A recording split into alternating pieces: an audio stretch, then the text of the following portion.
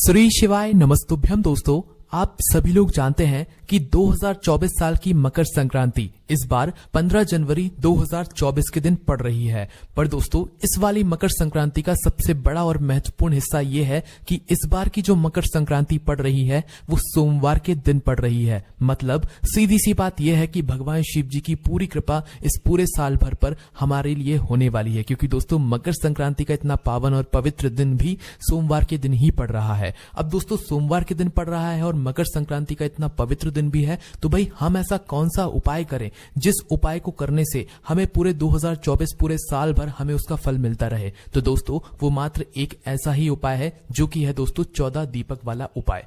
आप सभी लोग ये बात भी जरूर जानते होंगे कि मकर संक्रांति के दिन दान करने का विशेष महत्व होता है, और मकर संक्रांति के दिन 14 नंबर जो होता है ना, उसका भी बहुत ही बड़ा और विशेष महत्व होता है। मतलब कि आप लोग दान कर रहे हो तो 14 चीजों का दान करो। कुछ चीज ला रहे हो, भाई 14 चीज लाओ। लड्डू किसी को दान कर रहे हो तो 14 लड्डू दान करो। तो मकर संक्रांति के दिन 14 चीजों का विशेष महत्व होता है। इसीलिए दोस्तों, आज हम आप लोगों को 14 दीपक वाला एक ऐसा उपाय बताएंगे जो कि आप लोग इस 2024 में आने वाली सोमवार की मकर संक्रांति के दिन करते हैं तो इस 14 दीपदान का फल या इस 14 दीपक वाले उपाय का फल आपको पूरे साल भर मिलता रहेगा, क्योंकि यही एक ऐसा मात्र उपाय है जिस उपाय को करने से आपके जीवन से सारी दुख और समस्याएं दूर होती हैं और इस उपाय का फल आपको पूरे साल भर मिलता रहता है। पर दोस्तों, इस 14 दीपक वाले उपाय को समझने में बहुत सारे लोगों को दिक्कत हो रही है कि भाई हमें ये उपाय कैसा करना है। आज की इस वीडियो में हम आप लोगों को इस उपाय को बहुत ही अच्छी तरीके से समझाएंगे, जिसके बाद आपको ये उपाय समझ आ जाएगा और हम मकर संक्रांति के दिन इस उपाय को अच्छे से कर पाएंगे। ठीक है,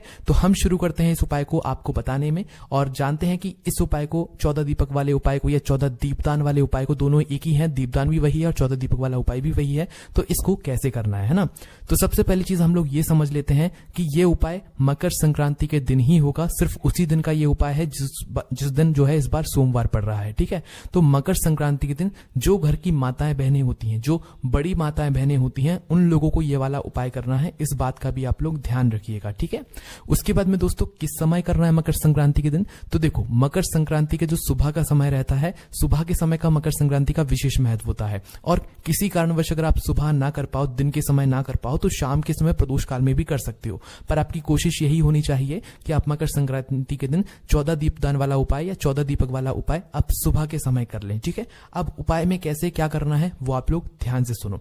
तो सबसे पहली चीज दोस्तों, हम लोग ये समझते हैं कि हम जो 14 दीपक लेने वाले हैं, क्योंकि 14 दीपक वाला उपाय तो सीधी सी बात है कि 14 दीपक तो हमें यहां पर लगेंगे ही। तो 14 दीपक वाले जो उपाय है, 14 दीपक में हमें कैसे दीपक लेने हैं, आटे के दीपक लेने हैं या मिट्टी के दीपक लेने हैं। ठीक है, तो यहां पर देखो, पहले आपकी कोशिश यही होनी चाहिए कि आपके पास मिट्टी के दीपक हो, है ना, मिट्टी के नए वाली दीपक हो, और नए भी ना भी हो तो पुराने जो दीपक आपके रखे हुए उनको साफ करके जो है आप लोग उपाय में इस्तेमाल कर लेना, दीपदान में इस्तेमाल कर लेना। वैसे तो नए दीपक ही लिए जाते हैं, पर किसी के पास ना हो तो वो कर सकता है। ठीक है, तो पहला आपका यही उद्देश्य होना चाहिए कि हमारे पास पहले 14 मिट्टी के दीपक होने चाहिए, नए वाले, है ना। उसके बाद नहीं है तो भाई पुरानों को साफ करके आप इस्तेमाल कर लेना। अब भाई किसी के पास पुरानी भी नहीं है, मिट्टी के दीपक है ही नहीं, तो उस स्थान पर दोस्तों आप लोग फिर आटे के भी ले सकते हो। ठीक है, अगर नहीं है तो पहले आपको मिट्टी का ही लेना है, अगर है तो मिट्टी के से ही उपाय करना, और नहीं है तो फिर आटे के दीपक बनाना।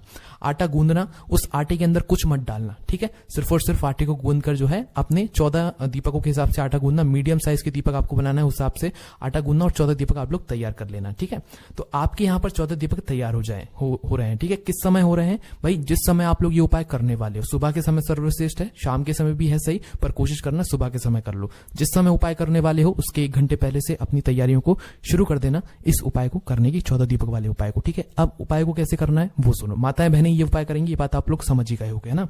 तो 14 दीपक आपके तैयार हो गए। अब इन 14 दीपकों के अंदर कौन सी बातें रखोगे, ये सबसे बड़ा प्रश्न है, क्योंकि दोस्तों 14 जो दीपक वाला उपाय है, ये 14 जो जगह है ये अलग अलग जगह है। जैसे कि यहाँ पर कुछ कुछ जगह ऐसी हैं जहां पर लंबी बाती रखी जाती है और कुछ कुछ जगह ऐसी हैं जहां पर गोल बाती रखी जाती है ना। तो यहाँ पर ये बहुत बड़ा यहाँ पर प्रश्न निकल कर आता है। तो सीधी सी बात, हम आप लोगों को ज्यादा कंफ्यूज नहीं करेंगे, आपको जो है गोल बाती लेनी है। अब गोल बाती लेने का मतलब क्या है, देखो मकर संक्रांति किस दिन पड़ रही है इस बार, सोमवार के दिन पड़ रही है। तो भाई सोमवार के दिन जो है कई जगहों पर माता लक्ष्मी जी का भी वास होता है। तो भाई इस समय अगर सबसे सही जो बाती रहेगी तो वो लंबी बाती ही रहेगी। गोल बाती भी रख सकते हो, पर क्या होता है कि पितरों के लिए जैसे गोल बाती नहीं लगाई जाती है और देवी जी के लिए तो चलो चल भी जाता है, पर पितरों के लिए गोल बाती नहीं लगाई जाती है। इसलिए हम आपसे ऐसा बोलेंगे कि भाई एक गोल बाती ले लेना और बाकी सब लंबी ले लेना, तो ये सही नहीं जमेगा। इसीलिए जो भी लोग ये उपाय कर रहे हैं वो सारी लंबी बाती ले सकते हैं, ठीक है। तो सारी जो आप बाती बना रहे हैं वो लंबी बाती बना लेना। 14 लंबी बाती अपने घर की ही रुई से जो है तैयार कर लेना अपने हाथों से। अपने हाथों से जो रुई बनाओगे ना उसका आपको विशेष ही फल यहाँ पर मिलता है। तो 14 बत्ती लंबी वाली तैयार कर लेना, है ना। 14 बत्ती जैसे ही तैयार हो जाए तो भाई सबसे पहले जो आपने 14 दीपक लिए हैं ना, भले आटे के बनाए हो चाहे मिट्टी के तैयार किए हो, जो मिट्टी के लिए हो, उनको एक थाली के अंदर जमा लेना। क्योंकि 14 दीपक आप एक साथ तो रख नहीं सकते हो कहीं, तो एक बड़ी सी थाली लेकर उसके अंदर 14 दीपक पहले जमा लेना, ठीक है। मिट्टी के हो चाहे आटे के हो, पहले जमा लेना। उसके बाद में फिर आपने जो लंबी बाती तैयार करी है, इन लंबी बाती को एक एक करके 14 दीपकों के अंदर एक एक आप लोग रख देना, ठीक है। अब देखो 14 से ना कम होना चाहिए ना ज्यादा होना चाहिए। हमने आपको पहले ही बता दिया कि मकर संक्रांति के दिन 14 चीजों का विशेष महत्व होता है। तो 14 हम यहाँ पर दीपक वाला उपाय कर रहे हैं, 14 दीपदान वाला उपाय कर रहे हैं ना। तो 14 दीपकों के अंदर एक एक बाती रख दी। अब इसके अंदर तेल कौन सा डलेगा, तो देखो अगर सबसे सर्वश्रेष्ठ उस दिन के लिए माना जाए, मतलब मकर संक्रांति के अगर सबसे अच्छा तेल माना जाए तो वो तिल का तेल होता है। अगर आपके पास तिल का तेल उपलब्ध है, नहीं भी है तो अगर आप लाना चाहें तो पहले नंबर पे आप जो है तिल का तेल इन 14 दीपकों के अंदर डाल सकते हैं। कितना कितना डालना है, इतना इतना डालना है कि मतलब दीपक खाली ना लगे, मतलब भरे भरे लस्से लगे, है ना। इतना इतना तेल आप लोगों को डाल देना है। तिल का तेल है तो भाई बहुत अच्छी बात है ना। और अगर तिल का तेल नहीं है, नहीं ला सकते, तो उस जगह पर आप लोग चाहो तो भाई सरसों का तेल भी डाल सकते हो, ठीक है। सरसों का तेल भी नहीं है तो भाई आप शुद्ध देसी गाय का घी भी डाल सकते हो। 3 ऑप्शन है। सबसे पहला नंबर जो है तिल का तेल ही रहेगा, दूसरे नंबर पे यहाँ पर सरसों का तेल रहेगा, और तीसरे नंबर पर अगर सरसों का तेल भी नहीं है, शुद्ध देसी गाय का घी हो तो वो डाल लेना। बस ध्यान ये रखना कि अगर तिल का तेल ले रहे हो तो उसके अंदर आपको कोई काली तिल के दाने डालने की जरूरत नहीं है, पर सरसों का तेल ले रहे हो तो उसके अंदर जो है इन 14 दीपकों के अंदर थोड़ी थोड़ी आपको काली तिल भी डालनी पड़ेगी, ठीक है। जो थोड़ी थोड़ी सी भले एक एक दो दाने डालो, पर काली तिल के दाने डालना जरूरी है अगर सरसों का तेल ले रहे हो। उसके बाद शुद्ध देसी गाय का घी भी ले रहे हो तो भी आप लोगों को जो है तिल के दाने डालने पड़ेंगे, जरूरी है, ठीक है। पर तिल का तेल ले रहे हो तो भाई वो तो तिल का तेल ही है, फिर उसमें आपको अलग से कुछ डालने की जरूरत नहीं पड़ेगी। तो यहां पर आपके ये 14 दीपक तैयार हो चुके हैं, आपकी प्लेट में भी ये तैयार हो गए हैं, ठीक है। तो दोस्तों अब आता है सबसे महत्वपूर्ण चीज इस उपाय को करने के लिए, है ना। तो 14 दीपक हमारे तैयार हो गए। आप सुबह कर रहे हो शायद शाम को कर रहे हो, आप इन दीपकों को तैयार करके रख लेना, है ना। अब रखने के बाद दोस्तों इससे पहले ये भी बात सुन लो कि इन उपायों को करते समय ना शुद्धता का विशेष रूप से ध्यान रखना है। स्नान करके ही जो है ये दीपक वाला उपाय करना, सुबह सुबह प्रातःकाल, और शाम के समय कर रहे हो तो हाथ मुंह धोकर भी कर सकते हो, है ना। तो 14 दीपक आपके तैयार है। तैयार करने के बाद अब आपको क्या करना है वो सुनो। देखो इन 14 दीपकों को लेकर पहले तो आप लोग सीधा पहुंच जाओ अपने घर के मंदिर में, ठीक है। पहले अपने घर के मंदिर में सभी भगवानों को स्नान वगैरह सब करा लेना, उनको शुद्ध कर देना, उनको स्नान करा लेना, उनको भोग वगैरह जो भी लगाना चाहो वो लगा लेना, ठीक है। उसके बाद में अपने ये जो दीपक तैयार करके लेकर गए हो वो अपने घर के मंदिर में, जहां पर आपके लड्डू गोपाल शिव जी सब भगवान विराजित हैं, वहां पर लेकर जाना। वहां पर जाने के बाद अपनी माचिस उठाना और माचिस से भगवान के सामने बैठकर ही इन दीपकों को जलाना। अब यहाँ पर एक बहुत बड़ा प्रश्न निकल कर आता है कि जो 14 दीपक हैं ये अलग अलग जगहों पर यहाँ पर लगने वाले हैं, और 14 दीपक अगर हम एक साथ जला लेंगे तो हमें मतलब कुछ कुछ जगहें दूर भी रहेंगी, तो भाई वहां पर जाते जाते जो है ये दीपक बुझ भी सकते हैं या कुछ भी हो सकता है। तो इसलिए दोस्तों यहाँ पर बस एक ही तरीका है कि आप जो है एक एक दीपक यहाँ पर जला लें। जैसे कि आपके घर में कुछ 4-5 दीपक लगने वाले हैं तो आप शुरुआत में 4-5 दीपक जला लें, वो आप अपने हिसाब से देख लेना। हम आपको बताते जा रहे हैं कौन कौन सी जगहों पर आप लोगों को ये वाले दीपक लगाने हैं, ठीक है। तो पहले आप शुरुआती में 4-5 दीपक जला लेना, है ना। कितने? 4-5 दीपक जला लेना, है ना। अब करना क्या है, जैसे आप शुरुआत के 4-5 दीपक जला लेते हैं तो उसके बाद में सबसे पहला दीपक, अब देखना हम ये 14 दीपक आपको कहां कहां पर रखने, किस किस जगह पर रखने, वो हम आपको समझा रहे हैं। ध्यान से सुनना, समझना, तभी करना ये उपाय, है ना। तो 14 दीपक में से सबसे पहला वाला जो दीपक है वो आपके घर के मंदिर के अंदर ही रखाएगा, लड्डू गोपाल के लिए या शिव जी के लिए या आपके घर के मंदिर के अंदर जो भगवान है उनके लिए, है ना। तो सबसे पहला दीपक आपको उठाना है। आरती चाहो तो कर सकते हो, उस दीपक से आरती भी कर सकते हो। और पहला 14 दीपदान वाले उपाय में से 14 दीपक वाले उपाय में से पहला दीपक आप अपने घर के मंदिर में यहां पर रख दोगे, ठीक है। जैसे ही आप लोगों का यह पहला दीपक लग जाए, ठीक है, तो भगवान से प्रार्थना करके उठ जाना और पूरी थाली को लेकर उठना, क्योंकि एक एक दीपक आप उठाकर नहीं रख सकते हो। उसके बाद में दोस्तों जो भी दीपक आप लोग रखते जा रहे हो ना, कोशिश करना कि उसके नीचे आप लोग कुछ तो फूल रख दो, या तो कुछ चावल के दाने रख दो या कुछ गेहूं के दाने रख दो। 14 दीपक जहां जहां पर आप लोग रखोगे कोशिश करना उन दीपकों के नीचे आप कुछ ना कुछ अपने साथ में जरूर रख लो। थोड़े से चावल के दाने रख लो या कुछ फूल की पत्तियां रख लो, ताकि उस दीपक के नीचे आप लोग रख सको, क्योंकि खाली दीपक ऐसे जमीन पर नहीं रखा जाता या कहीं पर भी नहीं रखा जाता। तो कोशिश करना कुछ चावल के दाने अपने साथ में या कुछ फूल की पंखुड़ियां तोड़कर अपने साथ में रख लो, और फिर जहां जहां पे दीपक रखो वहां पर उन फूल की पंखुड़ियों को पहले रखकर या चावल के दाने पहले रखकर फिर दीपक रखो, ठीक है। तो पहला दीपक आपका लग चुका है। अब दूसरा दीपक को लगाने के लिए आप जाओगे सीधा तुलसी मैया के पास में, ठीक है। तुलसी मैया के पास में जाने के बाद अपना दूसरा दीपक वहां पर जला दोगे, ठीक है। पहले कुछ फूल वगैरह या चावल वगैरह रखकर फिर उसके ऊपर दीपक रख देना। तो दूसरा दीपक हमारा लग गया किसके लिए? तुलसी माता के लिए। तीसरा जो दीपक आप लोग लगाओगे वो लगाओगे अपने घर के रसोई घर में, में। कहां पर लगाओगे? अपने घर के रसोई घर में जहां पर आप भोजन बनाते हो। तो रसोई घर में जो है रसोई माता जी के लिए जो आप लोग तीसरा दीपक वहां पर लगा देना है ना। अब जो चौथा दीपक लगाओगे वो कहां पर लगाओगे? चौथा दीपक आप लोग लगाओगे अपने घर की दहलीज पर, मतलब मेन गेट पर, जो आपके घर का मेन दरवाजा है वहां पर। तो मेन दरवाजे पर जाना और चौथा दीपक अपना वहां पर लगा देना, ठीक है। उसके बाद में दोस्तों आप पांचवें दीपक की बात करें तो दोस्तों जो पांचवा वाला दीपक है ना वो लगेगा आपके पितरों के लिए। अब पितरों के लिए दीपक कहां पे लगेगा? दोस्तों पितरों के लिए हमेशा दीपक दक्षिण दिशा की तरफ लगता है। तो लंबी बाती का दीपक आपका होगा ही पहले से, तो बाती का मुंह दक्षिण दिशा की तरफ करके आपके घर में जहां पर आपको पता हो कि भाई इस तरफ दक्षिण दिशा पड़ती है, उस तरफ जाकर अपने पितरों के नाम का स्मरण करते हुए पितरों के लिए जो है अपना पांचवा वाला दीपक ये रख देना, ठीक है। इन 14 दीपकों में से तो पांचवा दीपक आप लोगों का पितरों के लिए हो गया है ना। उसके बाद में दोस्तों ये 5 दीपक हमने आपको बताया था कि ये आपके घर में ही लगने वाले हैं। अब जो अगले दीपक होंगे ये आपके घर के बाहर भी लग सकते हैं, थोड़ा घर के पास भी लग सकते हैं। तो अब आप जो है अपने दीपक अपने हिसाब से जलाते जाना और रखते जाना, ठीक है। तो देखो अब जो छठवां दीपक जो जलेगा दोस्तों वो जलेगा जल के पास में, मतलब कि किसी भी नदी बावड़ी या तालाब के पास में, बहती हुई जल के पास में, है ना। तो अब दोस्तों कई सारे लोग ये भी कहेंगे कि भाई हमारे घर में के आसपास तो ना नदी है, ना बावड़ी है, ना तालाब है, ना बहती हुई नदी है, कुछ नहीं है, तो हम क्या करें?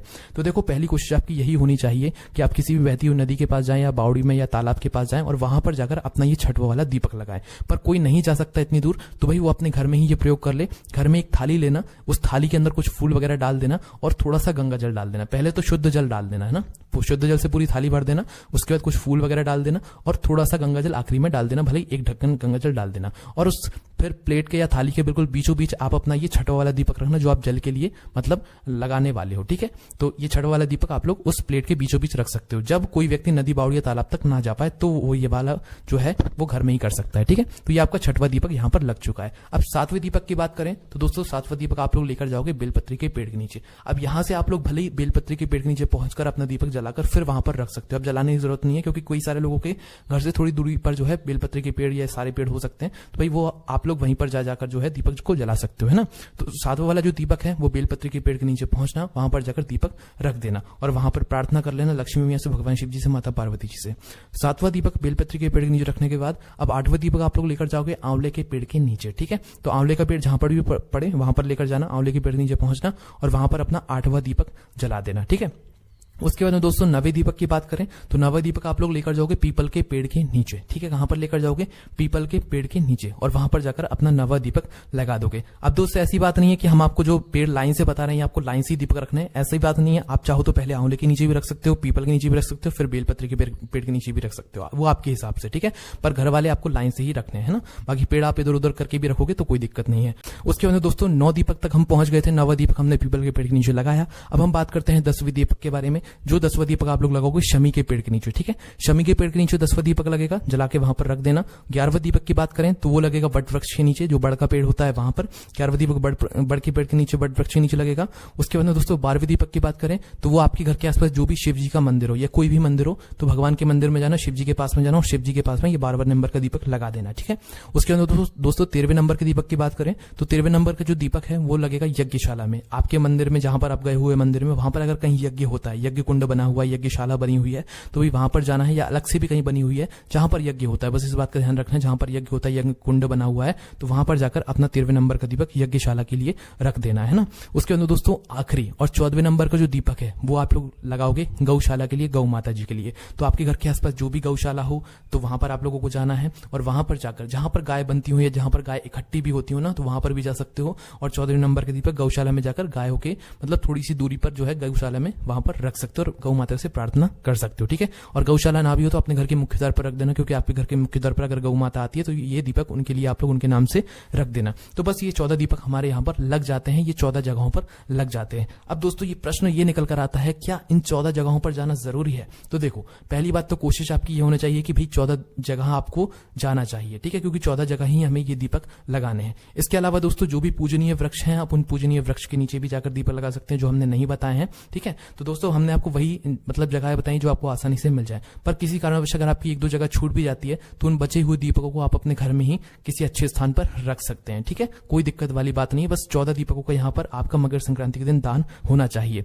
उसके बाद में दोस्तों हम आपको एक बात और बता देते हैं कि जब आप लोग अपने 14 दीपकों को तैयार कर लो तो 14 दीपकों के साथ में आप लोग चाहो तो उनका टीका भी कर सकते हो, एक टीका जो है 14 दीपकों को लगा सकते हो, उनको थोड़े फूल भी समर्पित कर सकते हो और थोड़ा सा शुद्ध जल लेकर अपनी थाली के बिल्कुल गोलम गोल घुमा लेना। जब आप दीपक बिल्कुल 14 दीपक तैयार करके बैठे हुए हो और जलाकर तैयार कर रहे हो, ठीक है, उस समय ये काम कर लेना, चाहो तो कर सकते हो, है ना। तो बस दोस्तों यहाँ पर ये 14 दीपक वाला उपाय पूर्ण हो जाता है और यहाँ पर आप लोगों को इसका फल भी बहुत ही यहाँ पर बड़ा मिलेगा। तो दोस्तों पहला दीपक और आखिरी दीपक को लगाते समय अपनी प्रार्थना, अपनी मनोकामना जो हो वो बोल सकते हो आप लोग, है ना। अब दोस्तों अब जो भी मतलब प्रॉब्लम या दिक्कत आपके इस उपाय को करने के लिए आपको समझ नहीं आ रही है तो वो आप हमसे कमेंट करके पूछ। ओम नमः शिवाय, जय भोले बाबा, श्री शिवाय, नमस्तुभ्यम।